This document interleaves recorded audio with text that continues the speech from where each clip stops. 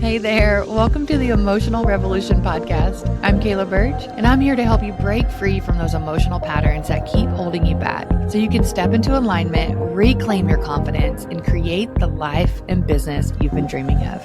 So let's get started and begin your journey to emotional freedom. Hey everyone, welcome back to the Emotional Revolution podcast. I am so excited and honored today to have Joanna Horton McPherson with me today. It is going to be an amazing episode. She is a six-time founder who trains people to become inspiring speakers, delivering their transformative message. Today's episode is going to be packed so full of so many nuggets that I know are just going to transform your life. So I'm excited to dive in. So thank you, Joanna, for being here today. My pleasure. I'm so glad to be with you, Kayla. I'm so excited. Okay, so I love to just start this off. I'm getting to know you today as well, along with everyone else. It's my favorite way to get to know my guests. So I'd love for you just to share a little bit more about what you do. Sure.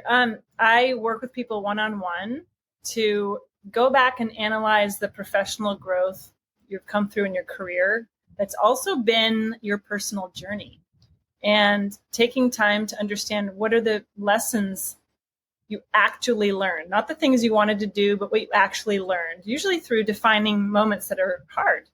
And we concentrate that and get insight about what those lessons mean to us according to our greater purpose. And that's what you build a talk from, because an audience really isn't here for your, tips and hacks and tricks or your resume or your accomplishments. A talk, when we sit in the audience and we see someone inspiring, they're bringing us on their journey because we're on a journey. And so to get to that place where you're not fronting, you're just really sharing, takes a lot of self-knowledge and work. And that's what I do.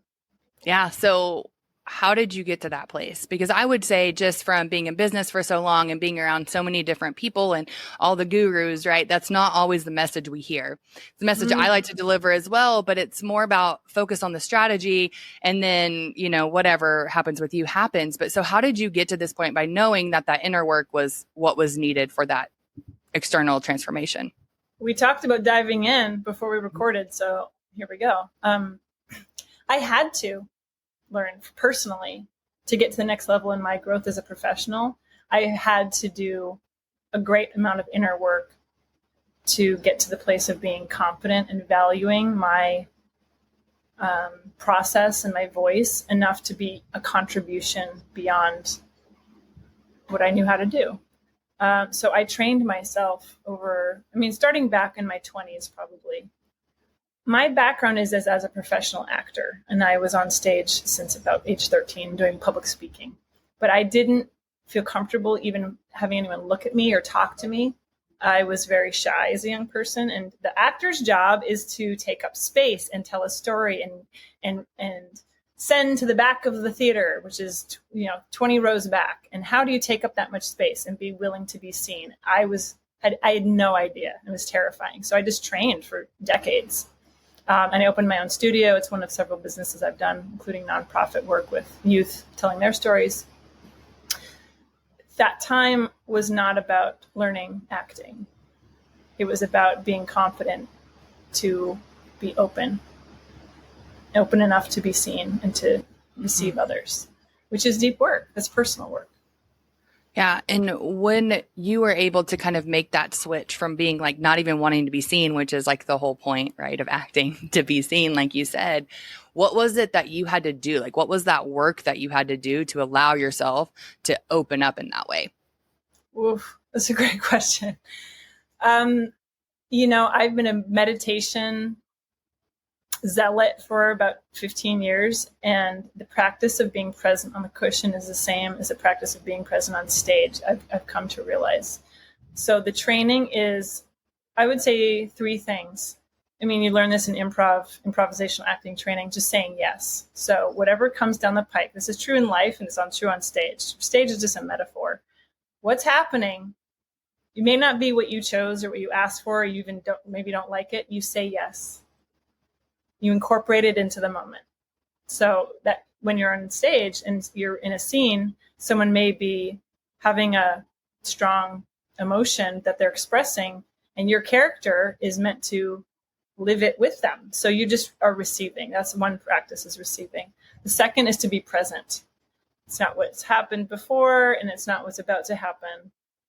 So if you learn what to not do, what you begin to center on is what's in front of you, and to take your attention off of what we're used to being, which is worries or fears, and obsessing like, oh, I'm afraid to be on stage.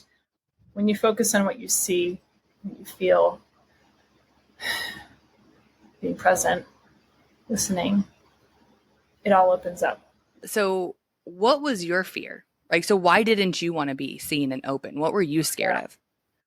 Just insecurity. And I think, some of us have our through lines in life, like the journey we keep living over and over.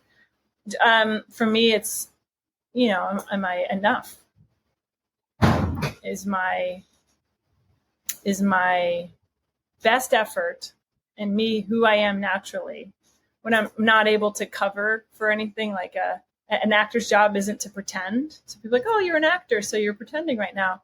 The training is to be more, to deal with reality and to not make up what's happening, but to be totally connected to what's happening. So there's a level of truth and honesty and emotional honesty. That's the training. That was the third thing, emotional honesty. Yeah. And for me, my struggle was, like, am I going to be good as an actor? But it goes so much further than that, Kayla, because when I had a studio, I didn't break through professionally. I acted professionally for a lot of years, but it wasn't like I made it. You don't know me from my Hollywood career. I opened a studio to train lots of people. And I understood the training so much better when I was teaching it, because naturally I love to teach, but you also teach what you most need to know. And I had so many people they had success beyond what I had, featured in Forbes, 1 million followers on Instagram, cover of Vogue magazine. I've had clients they've gone in different directions with businesses and so many things, but the best success that I heard them share with me was how their life changed. Like, I don't go to therapy anymore, or I didn't take my depression medication, Joanna, because these classes, we're talking 6 hours a week in classes, professional level acting. It's so demanding, but to center on a skill of getting outside of what you know how to do, and to be in a supportive community of other people doing it, and to be honest for once, like that's normal. You don't have to pretend anymore. It shifts so much. And so my journey, and I know, you want to understand how I showed up in that, was how rewarding it is to be honest, because it's the opposite of what we usually do, which is seek permission from other people, or want to be valid, or need to be valued. But to know your value and to just offer it from a pure place that's the magic that transforms a person, to know how to get into that space. Yeah. And that we think about that. I like to call it radical honesty. That's what I like to call it, radical honesty.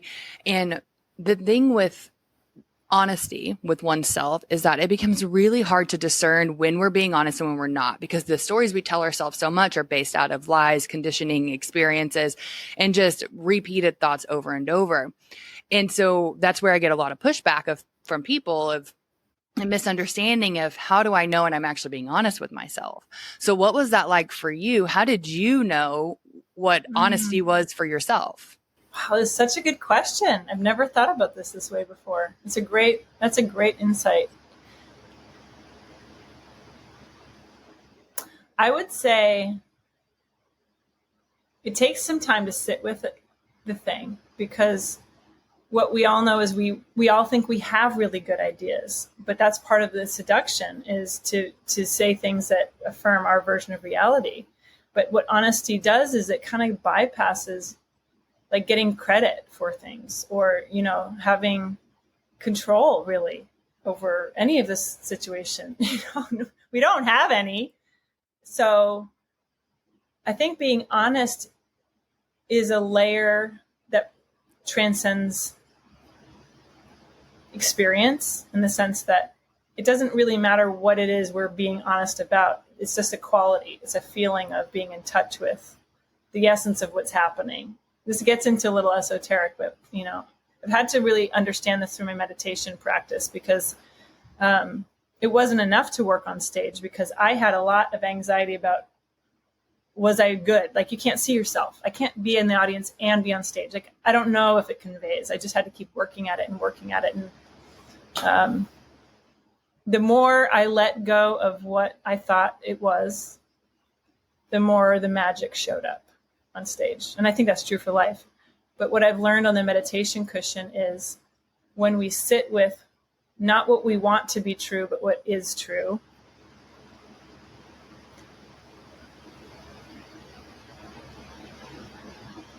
we get to have more choice about what happens next. And it also softens us. So to your point, I think our stories can make things concrete.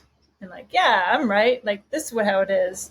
But honesty is much softer. And there's another possibility over here. And we know honesty because it opens, and stories contract us.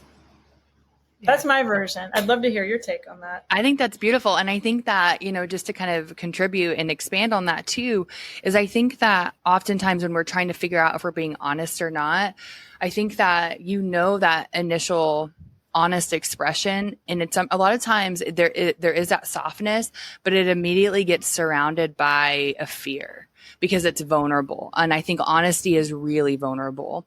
And I think when we open up and we expand in that way, we really open us up in a different way. And then the other thing that I think that, you know, and I want to ask you about this too, is when there's a lot of self, right? When there's a lot of me, how will others be viewing me? How is this like for me? How can I serve me? How can I do all of these different aspects?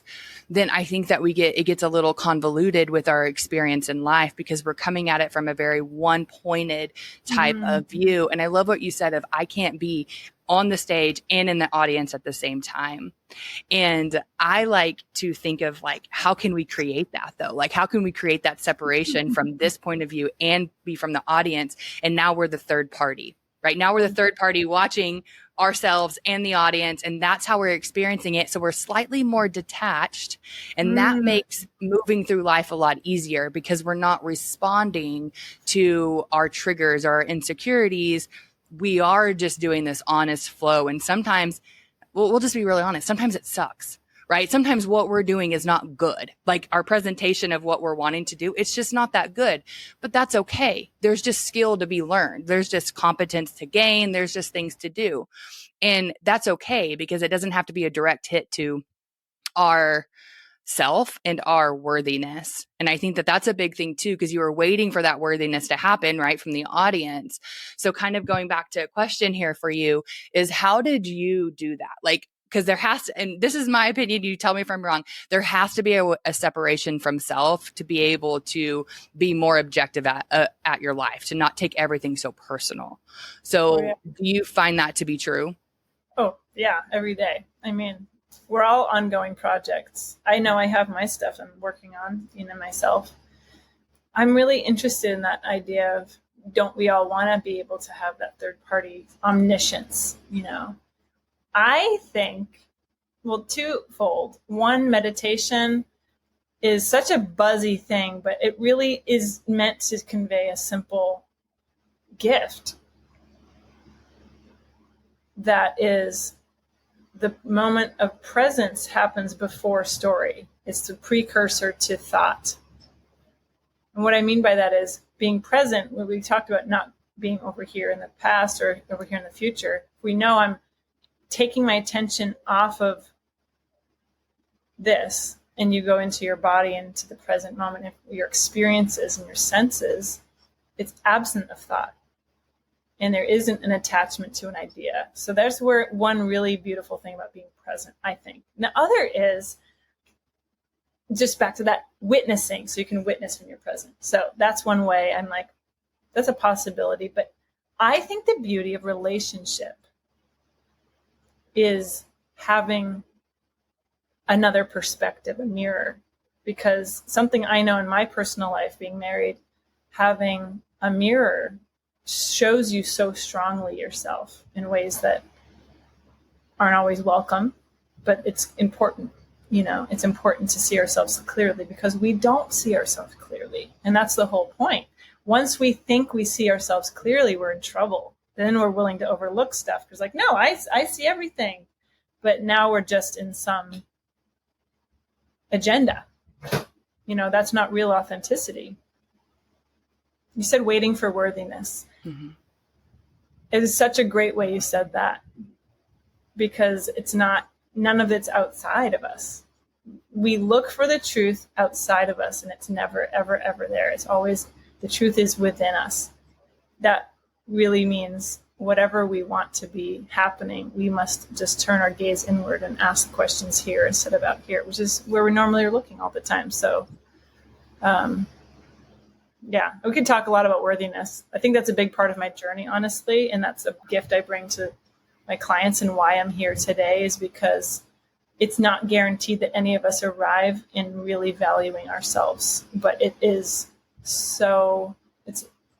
it's lifetime work to reclaim pieces that we gave away, ways we've operated in relationships that we didn't really consent to, that we're not okay with, to know how to set boundaries and to know how to quit living a life we don't want to live, and to own what we want to be about and what we are about is will change things, changes things.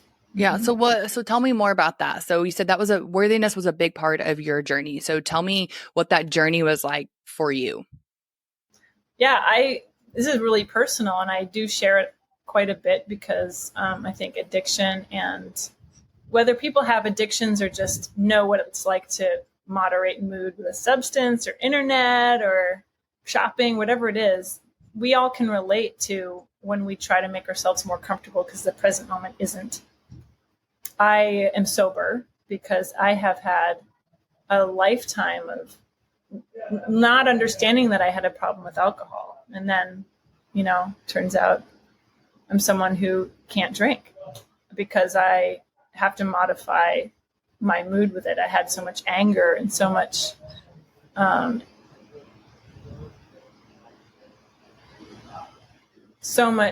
pain that I wanted to not feel. And so once you stop drinking, then the thing that made you drink becomes more vivid. We take away the moderation mechanism. Now you're just honest and you're having to sit with it. And so I guess, how do I relate sobriety and worthiness? It takes a lot of confidence to stand in your pain and know that it serves something beyond what you have now. And so that's been a journey for me. Yeah. So why did you do that? Right. Because a lot of people just jump from one addiction to another, right? Whatever that is. Right. So it's just like, okay, well, I don't want to drink anymore because I'm aware that it's harming me in whatever way. But then it's really uncomfortable because now it's like, well, it's all here in front of my face. Well, now I'm just going to be more active on social media, or even now I'm just going to pour myself into my business. So now we think we're being really productive, but we're still trying to outrun what we're trying to outrun. So why did you choose to go inward instead of just Band-Aid over and over? I mean, I've done that too. Plenty. I quit smoking when I was in my 20s, and then I didn't, I was out of addiction for a while. We go in phases, but becoming a parent to children, having a daughter, suddenly, speaking of witnessing, I saw myself I wrote an anthology of poetry called The Vulnerability of Birds, because I kept seeing feathers at this time when I started realizing, like, she's watching me drink. I'm teaching her, actually. Is this what I want to be teaching this person? If I inherited intergenerational, moderating my pain through alcohol, is this among the things I want her to inherit from me? So I had to really examine that. And the answer is no, clearly no. So I have made it a job in my lifetime to heal this for my ancestry and for who's coming after me, so that she won't, among the things she'll inherit, it won't be the inability to sit with pain. And surprisingly, the alcohol hasn't been, like trading one substance for another. That hasn't been so much the issue. It's been wanting to graduate from struggling. You know what I mean? Mm-hmm. So it's like, okay, I'm sober now. So now, like, great, we're here, we've arrived. But then you get into the next spiral and the spiral path of life of coming back around to saying, well, what are you now hiding from? But I'm done hiding, right? I'm sober. There's always more that the ego wants to protect ourselves from. So the struggle that, I've taken on is to, I always have to have a coach or therapist because I work with people. And so the second I tell people I have all the answers, you have to be careful. Someone who is like, run, you always have to be working on looking inward and seeing yourself clearly and cleaning up, the stuff that you're willing to overstep, because that is the journey. The things we're overstepping contain pain, and pain contains messages. And the messages contain wisdom that wants to get you to the next level. So if we skip that whole thing, people are like, I'm so stuck or I'm so frustrated. It's really so much a process of willing to go underground and go back to what we wanted to avoid in ourselves and be willing to hear it and to say, what is it meant to teach me that I can grow into myself? So my answer was value yourself.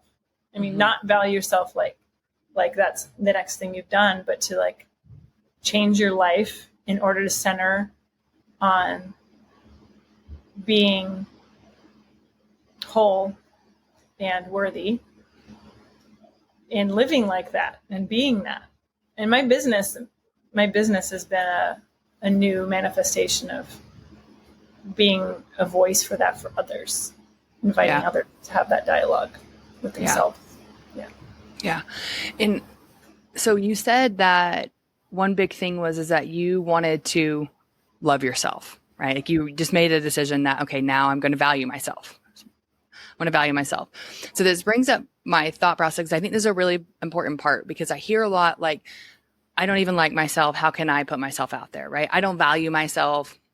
I don't love myself, right? That's a really common language, whether people say it directly or not, that's what they're saying. So before we kind of get into that aspect, I do have a question and I want you to explore this. So I always talk about the payoff of us doing things, the payoff of staying in cycles and repeat cycles. So suffering is a big cycle that we stay in. So we try to do something and then we self-sabotage, or we drink, or we jump from here to there to this to that, right? We sabotage in one way or another, but we're getting something in return. And usually when we understand what we gain in return from that payoff, so like your payoff of like staying in a toxic cycle of not believing in yourself or not valuing yourself, right? That in itself, there's a payoff there. So when you think about that, what were you gaining from staying in that cycle of not valuing yourself? Wow, great question. My story is feeling like I'm doing it right, like I'm right. So that my ego gets gratification from the sense that I have control. So I think control, the ways it manifests for us and for me, I know this because I've researched this in myself, comes from a feeling of being unsafe, like a lack of safety. So if we feel truly safe and trusting of the universe and of ourselves, control isn't something that comes up as a need. But when we feel unsafe or threatened, I can speak for myself, when I felt threatened or small, insecure, my skills kick in and I can control situations. I'm very competent. I can do this, this, and that. And I can leverage, things in relationships. This is all sabotage, self-sabotage. Why is it related to not valuing yourself? This is such an interesting question, because I think to be in integrity with your essential self is fundamentally has boundaries, and to control other people manipulate people, to need to be right, transgresses our own boundaries. And I don't think that respects, it's not caring of ourselves or others. So, I mean, there's a connection in there. I'm thinking just of a client conversation I had this morning. I'll just share. She told me that she has continually transgressed her own boundaries time and time again to get things done. So this is fresh on my mind, because when you listen to people, when you really listen, it matches something with our, intricate framework of knowledge. And so much of my training has been through so many people, but also matched up against what I'm doing with myself. So I relate to her story, because to value oneself is knowing what to say no to now. It's not always so much do we say yes to, because sometimes we know what we're about, we know what we want in life, but we haven't remembered to cut off all of these ways that we poison ourselves. With me, it's a lot of like anger. I have anger about not having control over things. And so to value myself, it's like put your focus back on saying no to things that hurt you or take you away from your focus and things like this. So that's an ongoing practice for me. Yeah. Right. And saying no to things that maybe don't make you feel as in control, right? Because that kind of really full circles everything. That was your insecurity. That's where you had security, was with control. And I think when, from the work that I do and what I hear so much is that payoffs are always rooted in control or in safety. There's a level of safety. We do it because we have to stay safe. And so I think what is a really common theme with control, especially if people have a lot of control in their life and they're trying to hold on to it as much as possible, whenever you kind of release that idea, like this surrender to, I can't control this outcome. And if I want my life to be what I want it to be, I have to release control, which then allows for space to have respect for yourself and create boundaries. And it just automatically is like a dissolution of the control, allows for everything you were trying to find in the control. The universe is like, here you go. Here's an opening. Wow. Now you can value yourself, because you trust that what you're going to do is going to open up for you. And those next steps of success are really there. So that leads to like with your business, right? So you have multiple businesses you founded, you have done so much stuff. So how has this work integrated and helped you attain the level of success that you have today? I mean, the business I'm doing now probably would be the most current example. I did not have this type of conversation even 4 years ago. 4 years ago, I was in my school founder era. So during COVID, founded my first school. And that's a very different business model, process, all of it. So what I'm doing now harkens back to the time when I was training actors, which was 20 years ago. But it's come up again because of so much work I've done to work with myself. This phrase, I know you'll appreciate it, Kayla, a friend gave me. He said, what about doing the work that unlocks other people's work? And I took that to mean like inner work. And so that's my mission in life now. So I took that on. And the current business that I do, I serve people as clients. I'm looking at expanding into community of have an online course, but my clients are in the question about their value. They don't want to be. Let's be very clear.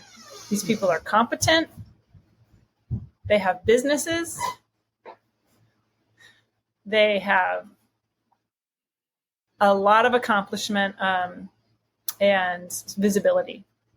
And so to not know your value when you've come this far is not something people are willing to really go into. But there's a time and a place where it's like, okay, I'm actually stuck. So then you get to like, I've created this veneer of success. I mean, it's mid to late career phase. I wouldn't even say veneer. That's not fair, but I have so much success, but now it's like I've changed. And by the way, all of the success was built on so much learning, but it didn't. Now it's time to go back and go deep onto the things that actually have affected us this whole time. and carry those themes forward. So we go into a deeper place, merging the professional with the personal. Because one thing we get when we get to a place in our career of have accomplished so much and have such an impact and work so hard and learn so much is that you're one person. You're no longer the professional you and the personal you. So my business is about holding a space where these can magically, through a gaining of insight over time, working together to emerge as one person and become really clear on what it is that you've come through that you want to share now at this next point in your life, whether as a speaker, usually as a speaker, but as another business or a service to change people's lives. I mean, one client said,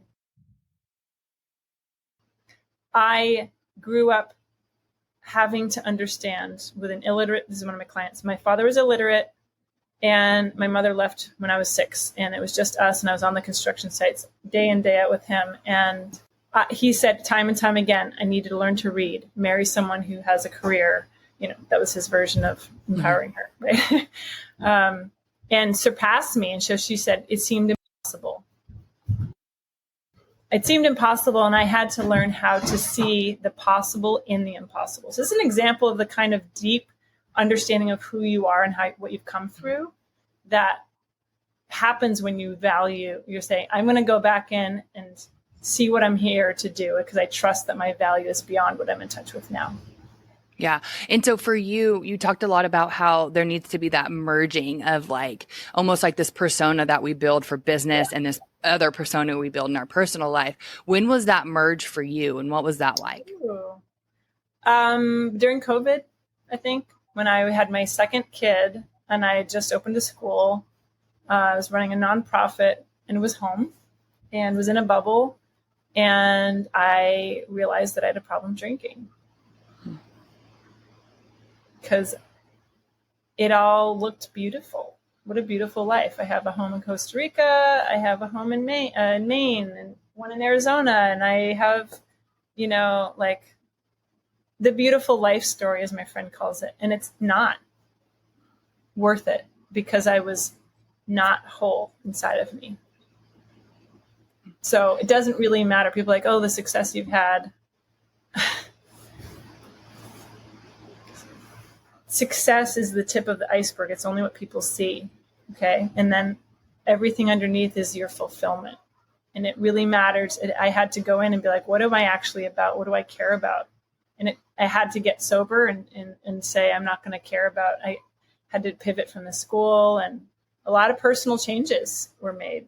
And I went through some I learned I had an autoimmune disease during the same time. So my body was sick. And I just knew I had something next coming. Something's going to happen. But my therapist told me up until even a year ago, a little bit before I started my business, he said, you're so frustrated that you're in this dark, nascent time where nothing's happening. You're underground and you're just figuring it all out. This is where you're supposed to be because you will sprout again, but you can't sprout until you've done this work under the soil. And that was so valuable to get permission to just stop succeeding, stop having a beautiful story and be a little bit of a mess and let it surface. So that's what I do with my clients. I provide that for them. So we're in a safe container. The doors are closed. You're with me. This is a safe space and you're the one in control because I'm listening to you. We are working together. I tell my clients, I don't serve you. You and I are a team serving your learning where we're heading. And so we're going to work together on that. And it's such a relief to be like, okay, this is the place for it to get messy. Let's see what we have here. And then they emerge with this insight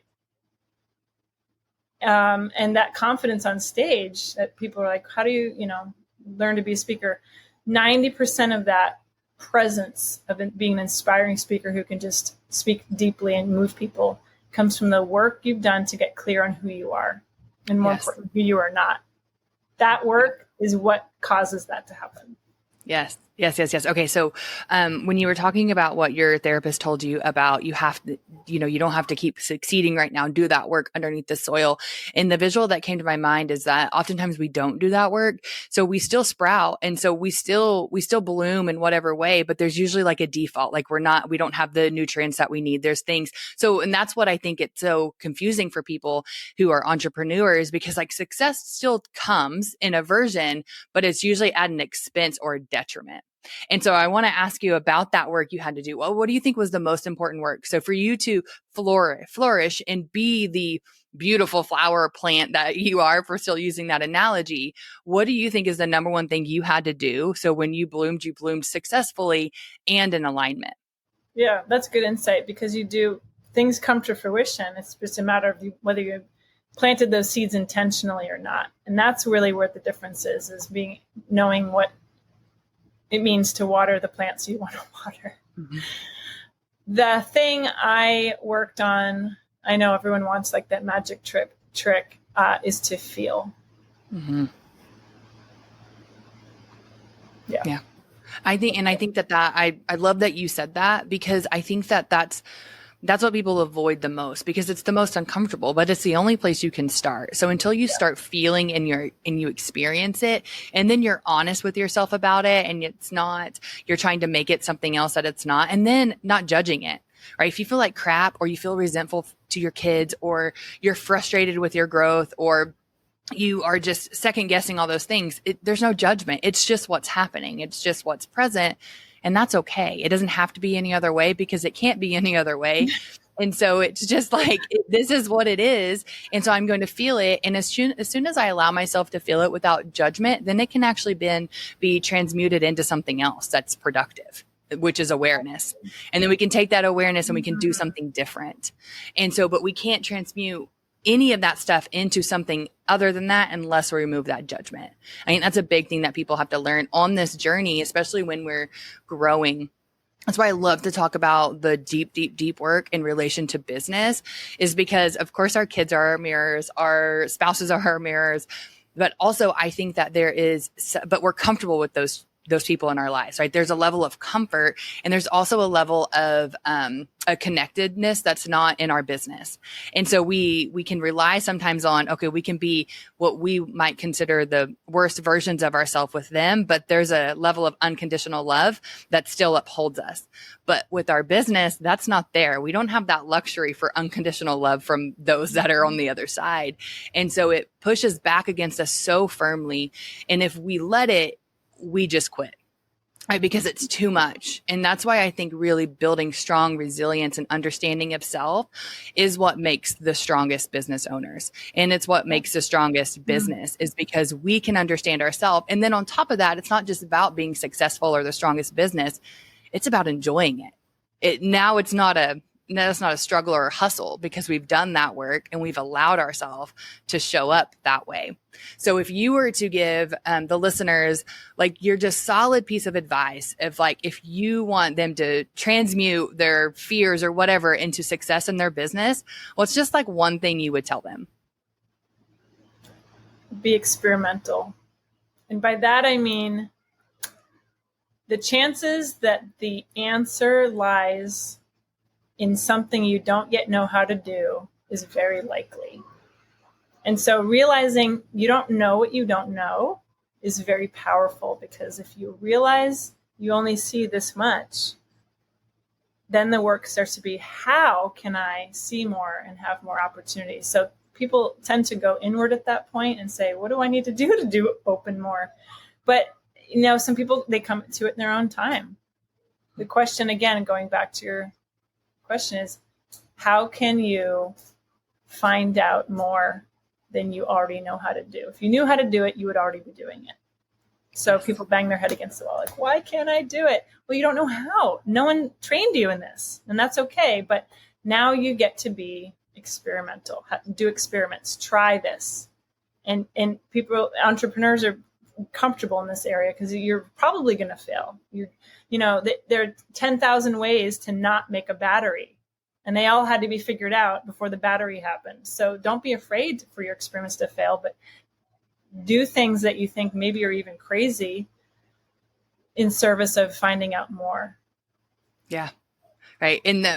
I love that because I talk a lot about the confidence competence loop, right? You gain more confidence when you become more competent and you get the skills that you need. And then you go back and now you're more confident in that because you've gained the competence, and we just keep spinning and spinning in the confidence competence loop. And then everything changes. But it's that openness and not judging the fact that you don't know something. So that's great advice. I absolutely love that. This has been an amazing conversation. I could probably keep talking for another 5 hours, but we will end it here. But I want people to be able to connect with you and work with you. So I would love for you just to take some time and share where people can find you and what you're offering right now. Sure. The website is my name, JoannaHortonMcPherson.com. I'm on all the social platforms as well under that name.